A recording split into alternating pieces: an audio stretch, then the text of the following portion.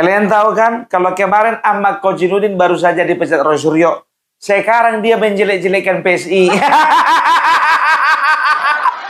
Hei, yang mecat kau itu Roy Suryo. Kenapa PSI yang kau jelek-jelekkan? Kali momennya berbeda, Bu.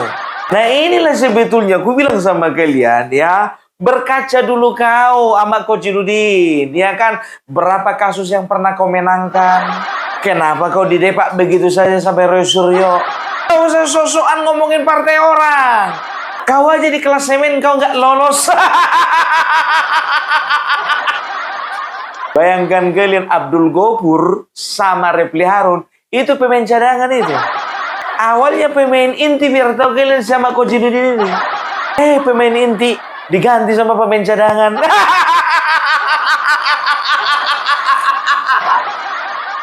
Kartu merah. Sebetulnya ini bukan cuma kartu merah, kartu hitam. Sekarang nongol dia menjelek-jelekkan PSI.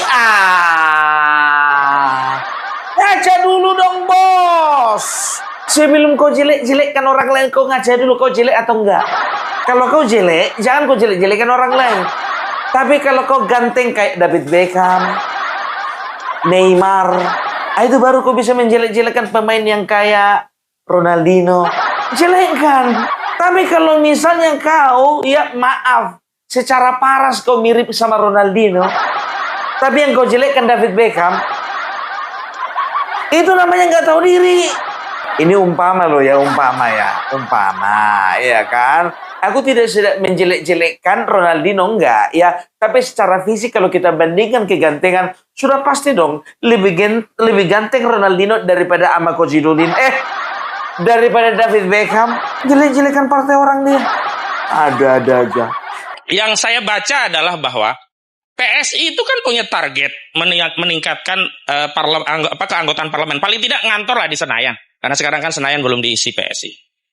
Syarat agar PSI itu bisa masuk parlemen itu bukan pemilih, tetapi opini publik. Kenapa? Karena suara bisa dipesan di KPU. Fitnah kau. Kalau memang suara bisa dipesan di KPU, ya kemarin partai penguasa itu PDIP, kenapa presidennya nggak bisa lolos? Kalau memang suara bisa dipesan KPU, ya jaringan paling banyak itu partai terbesar adalah PDIP. Kenapa capresnya itu paling kecil suaranya? Gak usah gitulah. Mentang-mentang kau dukung si Anies kau. Keputusan bisa ditetapkan oleh otoritas penyelenggara pemilu.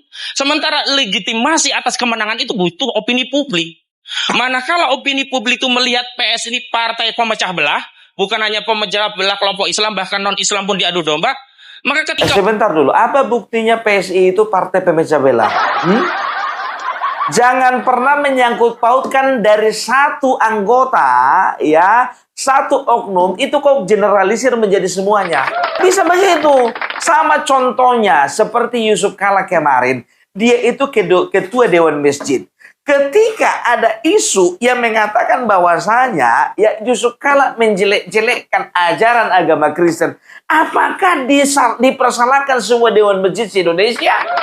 Makanya tolong dulu logikamu jangan terbalik biar bisa menang kau.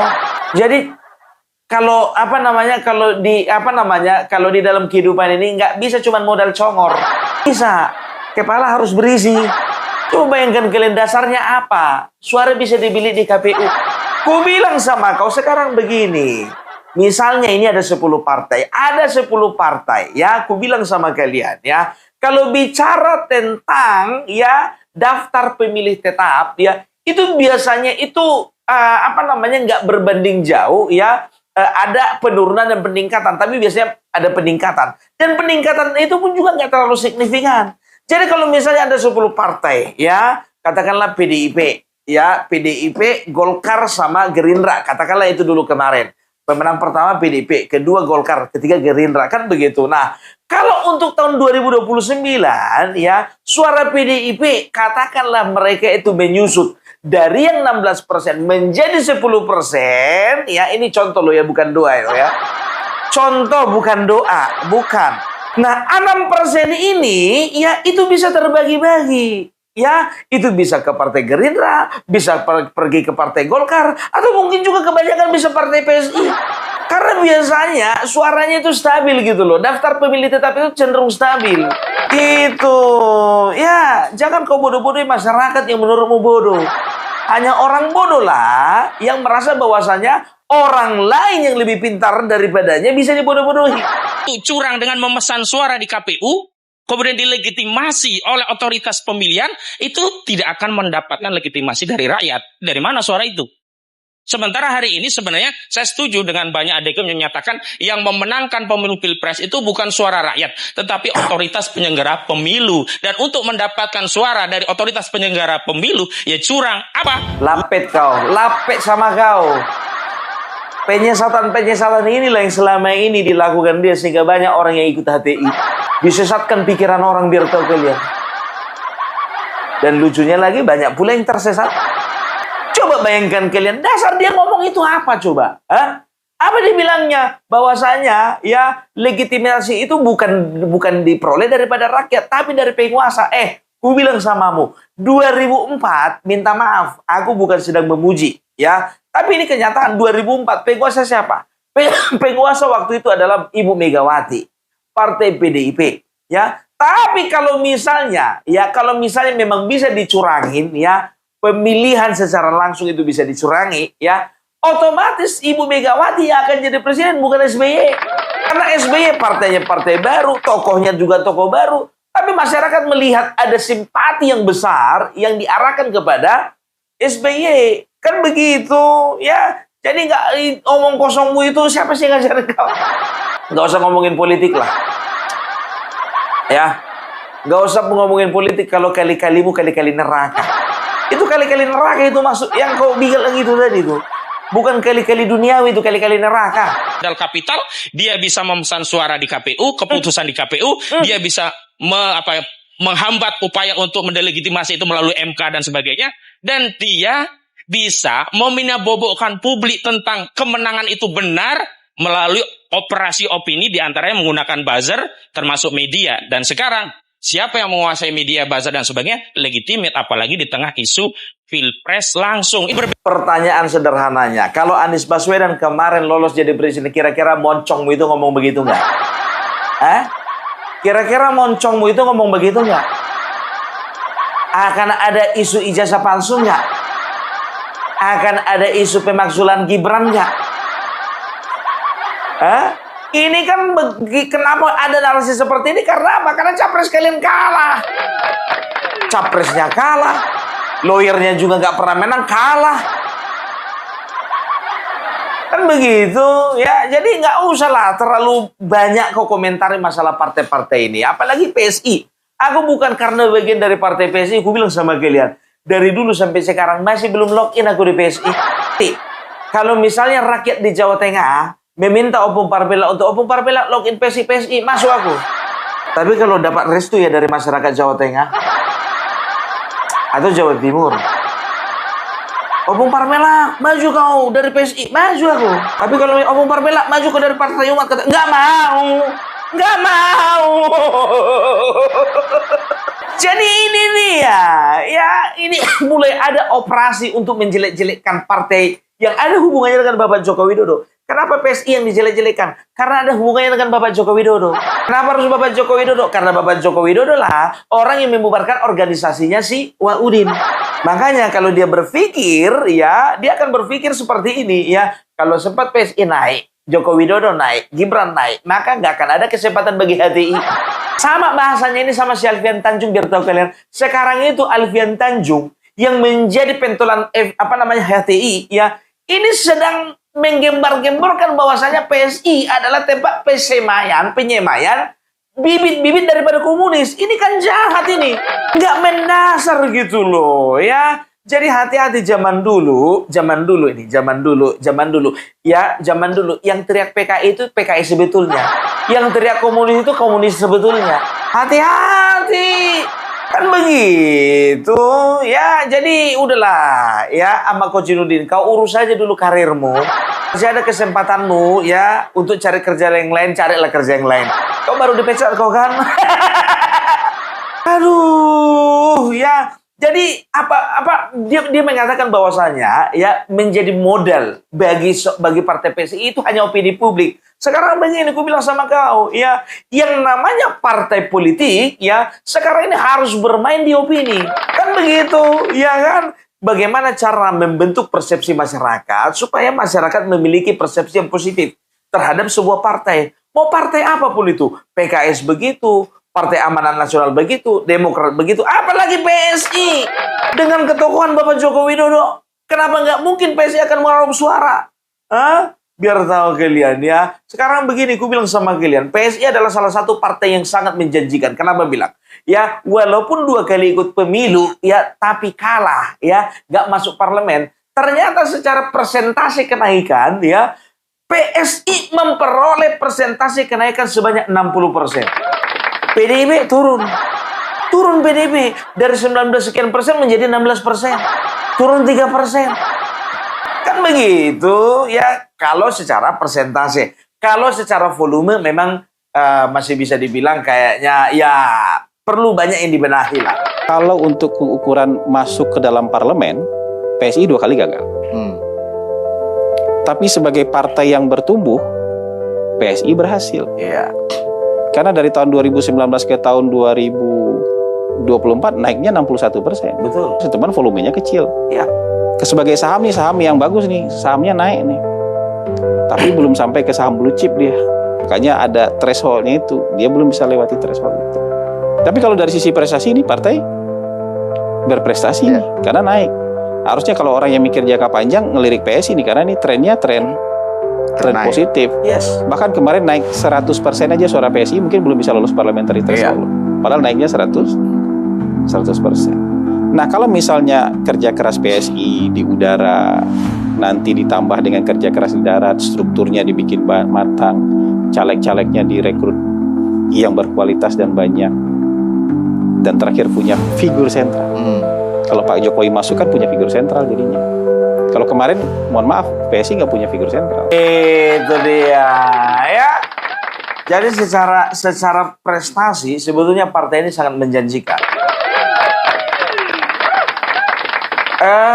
Bapak Ketua Umum, masih ada slot kosong untuk di Jawa Tengah. Hasan Nasbi kan katanya ya caleg-caleg maunya nanti yang berprestasi dan juga caleg-caleg berkualitas. Bolehlah satu. Orang kualitas apa kita ini ya kan? Pembawaannya aja seperti casingnya aja begini biar tahu kalian. Tapi kalau dalamnya ini, wah, biar tahu kalian kalah Pentium. Omong Parmela, Pentium itu tahun berapa itu? RAM-nya ini DDR5 biar tahu kalian. 32 GB. Ya, jadi apapun yang kau bilang, ya, kami lebih percaya Hasan Nasbi daripada Ahmad Kocidudin. Secara gitu loh, beliau ini adalah konsultan politik. Ya, sedangkan Ahmad Kocidudin adalah konsultan yang perlu dikonsultani. Tanya dulu sama dia. Nggak usah dulu bicara pertarungan kepala daerah. Tanya dulu dia megang kasus berapa kali menang. Tanya aja. Aku nggak bilang dia kalah terus, nggak. Tanya dulu berapa kali menang. Berapa kali kalah, berapa kali TKO. Dan berapa kali diturunkan tengah jalan. Ya sih sebetulnya. Dan tahu nggak kalian, jujur aja aku bilang ya. Aku berapa kali ku sampaikan sama kalian ya bahwasanya ya akan banyak orang-orang yang datang untuk login ke PSI. Oleh karena apa? Karena ada figur Bapak Joko Widodo dan partai ini menjadi partai yang sangat super terbuka ya. Jadi welcome terhadap siapa saja, welcome terhadap berbagai kalangan umum, welcome terhadap berbagai kalangan golongan, welcome terhadap berbagai kalangan latar belakang, entah pengusaha, entah guru kah, entah mantan daripada aparat penegak hukum kah, profesional kah, pedagang kah, rakyat biasa kah, tukang cuci kah, tukang gosok kah, PSI sangat welcome. Dan inilah yang menimbulkan ketertarikan. Karena apa? Ada figur sentral Bapak Joko Widodo. Nah, kemarin biar tahu kalian ada 2 tokoh ya, ada ulama besar dari Jawa Tengah dan Jawa Barat ya yang akan siap membantu membesarkan PSI. Jangan kalian kira ulama ngumpulnya cuma di Partai Umat. Jangan kalian kira ulama ngumpulnya cuma di partai, Partai PKS. Ada ini. Bah. Kita lihat ya. Kemarin datang mereka. Alhamdulillah. Dengan siapa nih Pak Ustaz? Nanti kenapa sih? Ini aja ditanyain nih. Spill dulu aja Bang. Gus Muhammad Zulfian Kiai Haji dari Pondok Pesantren Al-Falah. Dari mana? Kalau Gus? Dari Kebumen. Oh, Kebumen. ini Ustadz Ujang Bustomi dari Padepokan Anti Galau Cirebon. Beserta istri. Itu. Ntar lah. Ya.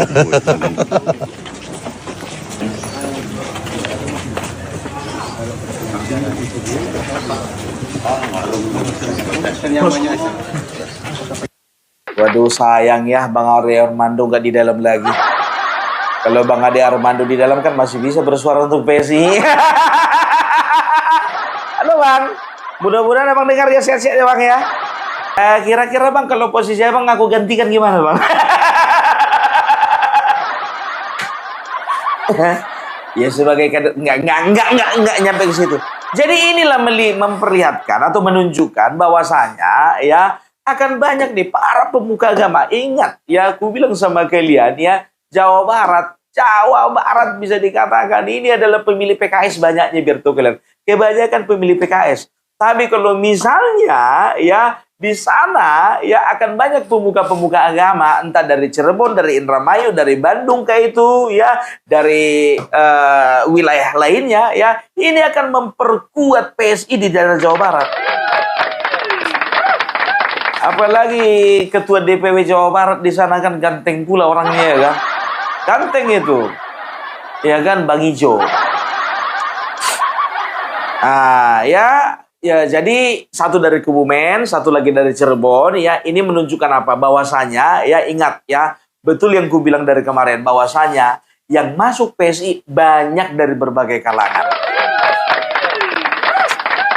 Itu dia ya, tenang aja Pak Bestari Barus, nanti aku akan bawa orang PSI ya, aku udah janji sama PSI yang ada di kabupatenku ini ya, untuk membawa mereka ke rumah Bapak Joko Widodo di Solo. Gitu loh ya. Nah itu dia. Nah tahu nggak kalian ya, salah satu komedian ya, Narji ya, dia itu rela keluar dari PKS untuk masuk PSI. Ini salah satunya, biar tahu kalian. Narji ini pun juga salah satu pendakwah juga, biar tahu kalian. Pendakwah iya, pelawak iya, pengusaha iya, bapak rumah tangga iya, tetangganya iya, warga dari RT setempat juga iya, langganan dari beberapa toko juga iya, Jangan ditanya. Jangan ditanya, pindah dari PKS. Komedian Narji resmi hengkang dari PKS dan gabung ke PSI. Tapi anehnya, di media sosial, netizen justru ramai nanya, apakah PDIP makin kepanasan? PKS yang kehilangan kader populer, kenapa Banteng yang disebut-sebut bakal gerah? Kok bisa? Yuk kita bahas. Kalau kita bedah alasannya, Narji belak-belakan bilang dia tertarik karena melihat aksi konkret PSI di akar rumput. Tapi di balik itu, ada satu kata kunci yang nggak bisa lepas. PSI sebagai partainya Jokowi. Bergabungnya figur populer kayak Narji di momentum aksi sosial ini membuktikan satu hal. Magnet politik Jokowisme di tingkat akar rumput suburban, khususnya Banten dan Tangsel, itu masih sangat kuat dan bekerja efektif. Nah, disinilah letak sumbu panasnya buat PDIP. PKS mungkin santai karena basis pemilih mereka itu ideologis. Tapi bagi PDIP, ekspansi PSI yang agresif ini adalah alarm bising. Kenapa? Karena PDIP dan PSI itu memperebutkan ceruk pemilih yang mirip. Masa nasionalis, modern, dan pemilih muda urban. Ketika PSI sukses mengemas diri sebagai partai yang lebih muda, lebih konkret, dan direstui Jokowi, ruang gerak regenerasi pemilih PDIP di perkotaan otomatis bakal makin kegencep. Jadi, ini bukan cuma soal Narji yang pindah panggung komedi. Ini soal akumulasi kekuatan elektoral. Setiap satu figur populer masuk ke gerbong PSI, itu adalah kode bahwa poros PDIP berpotensi goyah dihantam PSI. Menurut kalian, apakah efek Narji ini bakal signifikan menggerus suara nasionalis di Banten? Atau ini cuma ria kecil yang gak bakal bikin Banteng goyah? Tulis pendapat kalian di kolom komentar. Gak usah ditulis di kolom komentar, biar aku yang komentari. Ya, jadi aku bilang sama kalian, ya akan ada tokoh-tokoh, ya termasuk para pelawak, entertainer, artis segala macam, ya ini akan bergabung di PSI. Kan begitu, turut meramaikan. Makanya dikatakan ini, ya kenapa PDIP yang makin panas? Karena apa? Basis pemilihnya sama. Kalau pemilih daripada PKS itu biasanya landasannya itu, dasarnya itu ideologi, agak susah digoyangkan begitu. Nah kalau pemilih daripada PSI ini hampir mirip ya, pola-polanya ini hampir mirip ya, basis masanya dengan PDIP. Makanya PDIP perlu waspada. Waspadalah. Ngiri. Kalau sudah bergerak, ngiri. Bayangkan kalian, ya, waktu kemarin Bapak Joko Widodo belum bergerak ke Lampung, biar tahu kalian, mantan Gubernur Sulawesi Tenggara login. Begitu ke Lampung, biar tahu kalian, ya, bupati dari beberapa daerah di Kalimantan login. Bayangkan kalian coba, Lampung yang ditembak, daerah lain yang kena.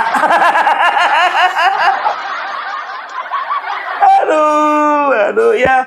Ini yang membuat PDIP merasa bahwasanya mereka perlu ya untuk menyerang Bapak Joko Widodo, perlu untuk menyerang PSI, perlu untuk menyerang basis-basis pemilih daripada PSI. Karena apa? Karena mereka tahu, mereka ya ini merasa terganggu.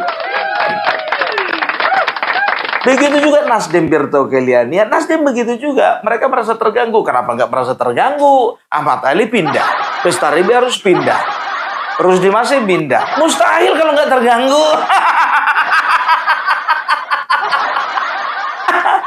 Kan begitu, makanya ya, sedangkan Nasdem perlu untuk memperbaiki diri, apalagi PDIP.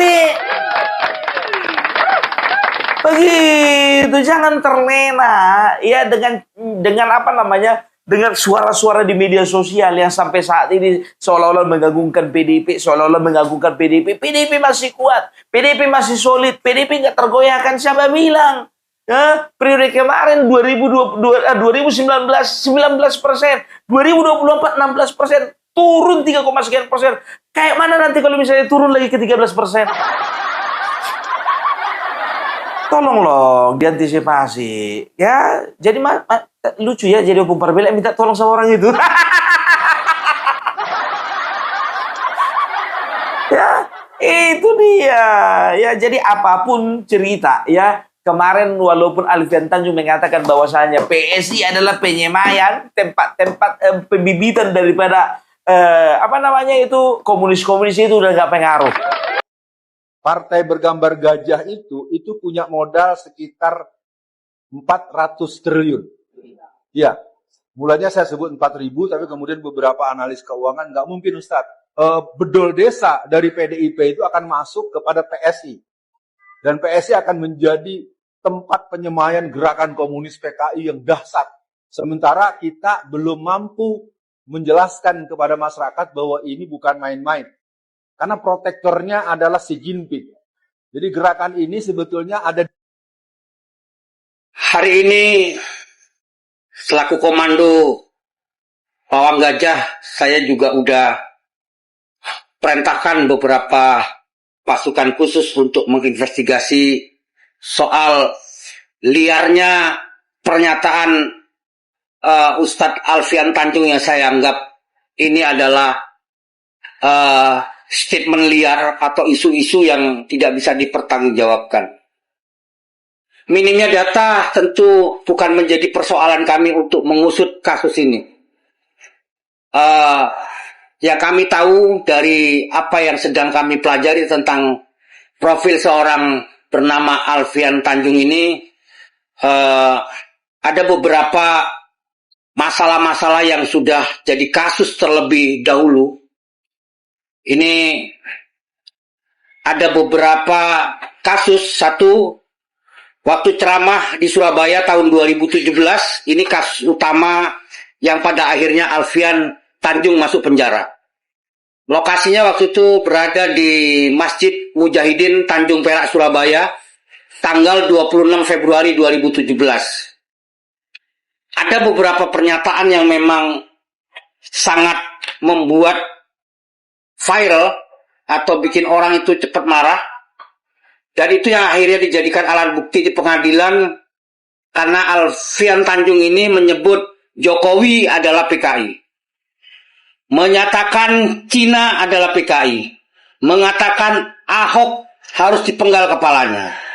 Menuduh Kapolda Metro Jaya diindikasikan PKI. Selain itu, dia juga menyebut ada rapat khusus di Istana Negara soal PKI yang sudah masuk ke Istana Negara.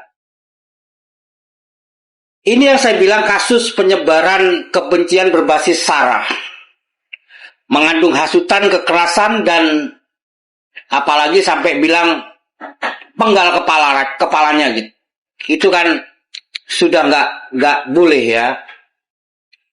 Ini tuduhan-tuduhan yang atau bahasa-bahasa yang dipakai oleh Alfian Tanjung setiap dia ceramah. Bahannya selalu itu aja. PKI, Cina, Jokowi, dan lain sebagainya. Penasaran saya sampai dia bisa melacak dana 400 triliun yang katanya mengalir ke PSI. Ini yang membuat saya kepingin langsung menghadapi face to face. Maka saya berharap siapapun yang menemukan data, karena sampai hari ini pun kami masih kesulitan di mana kediaman, alamat, dan segala macamnya. Ini kayaknya ada sesuatu ya, gitu. Jadi dalam kasusnya waktu itu dia kena pasal 156 KUHP UU nomor 40/2008 diskriminasi dan etnis. Maka di tahun 2017 dia divonis 2 tahun penjara. Ini gak boleh dibiarkan orang seperti ini. Negara harus hadir di saat masyarakat selalu menjadi penonton isu-isu liar. Masyarakat selalu diadu domba dengan isu-isu yang hanya menggiring opini tanpa pertanggungjawaban bukti dan data yang jelas. Kenapa? Begitu banyak opini-opini yang dia bangun dan ini sudah menyesatkan. Pihak berwajib tidak menindaklanjuti, atau memang ini isu-isu liar yang dibiarkan sampai ada pihak-pihak yang melaporkan kembali. Bagi kami ini bukan soal melapor atau tidak. Dalam hukum tentu kami akan langsung kepada pokok permasalahannya, karena kami saat ini terutama di pasukan elit kami sedang melacak di mana ini base camp, majelis, atau alamat rumahnya Alfian Tanjung ini. Karena saya tidak bisa membiarkan orang-orang yang tidak bermoral ini, apalagi sudah berlabel ustadz, ngomongnya memecah belah persatuan dan kesatuan dengan hanya sekedar melempar isu-isu liar yang tanpa ada fakta hukum, bukti dan data. Padahal dia sudah mantan narapidana, pernah dihukum 4 tahun dengan kasus-kasus yang sama. Gak jauh apa yang dalam bahasa-bahasa yang diselipkan dari ceramah agamanya itu, soal isu Cina PKI, Jokowi PKI, orang-orang istana itu ada rapat-rapat tertutup soal PKI. Kok bisa? Saya sampaikan sama Alfian Tanjung, ini juga somasi saya terbuka, jangan kau jadi pengecut. Saya tunggu sikap dan niatan baikmu untuk mengkonfirmasi. Saya tunggu juga DM kamu. agar apa yang menjadi isu-isu liar yang kamu lempar di media sosial ini, apalagi sudah cukup jelas. Kau bilang PSI terima uang 400 triliun dan PSI kau anggap ini adalah bagian yang akan menjadi ekosistem atau kepentingan-kepentingan PKI yang akan tumbuh kembali di Indonesia. Jadi ini yang membuat saya tidak terima, dan kau tetap harus diproses karena ini sudah menyangkut nama baik, fitnah, dan memang kau tidak ada kapok-kapok untuk memecah belah persatuan dan kesatuan di negeri ini. Agama yang kamu sandang, yang kamu menjadikan ahli agama dalam ceramah-ceramahmu, ini hanya jadi bingkai yang pada akhirnya saya berpandangan bahwa kamu ini pasti ada sutradaranya di belakang layar. Kayaknya nanti kalau tahun 2029 udah nggak laku lagi isu agama. Nggak laku. Nggak laku lagi isu agama. Makanya, ya mulai dari sekarang Anies Baswedan perlu putar otak. Jangan lagi mainin isu agama. Udah nggak cocok lagi jual-jual ayat, nggak cocok lagi jual-jual mayat, nggak cocok lagi jual-jual pocong. Tolong kalian pikirkan itu ya. Nah, jadi kalau berbicara tentang nama besar partai, ya semua itu biasanya berproses dulu dari kecil, gitu. Kan begitu ya. Kalau misalnya partai besar, ada nggak yang langsung besar? Nggak ada. PDIP kemarin biar tahu kalian, karena pas momentumnya biar tahu kalian tahun 98 langsung besar dia. Dapat suara 33%, terbesar. Tapi ketua umumnya nggak bisa jadi presiden. Dapat momen tapi kehilangan kesempatan. Ya, dapat momen tapi kehilangan kesempatan. Inilah yang dinamakan, ya, yang sering disebut Bapak Joko Widodo. Sudah tapi belum. Sudah menang tapi belum kesempatan jadi presiden, kan begitu. Nah, ya jadi untuk kalian, ya teman-temanku, saudara-saudaraku yang dimanapun kalian berada, ya aku melihat sendiri dengan mata kepala sendiri kemarin pergerakan di Lampung, ya memang luar biasa. Tapi kalaupun ada yang kecewa oleh karena ketidakhadiran Bapak Joko Widodo, bukan karena mereka benci dengan Bapak Joko Widodo, tapi lebih daripada tidak adanya komunikasi dengan panitia. Kalaupun ada demo-demo itu cuma seupil. Yang demo itu yang ikut sidang itu. Mary, kau di sana, aku di sini.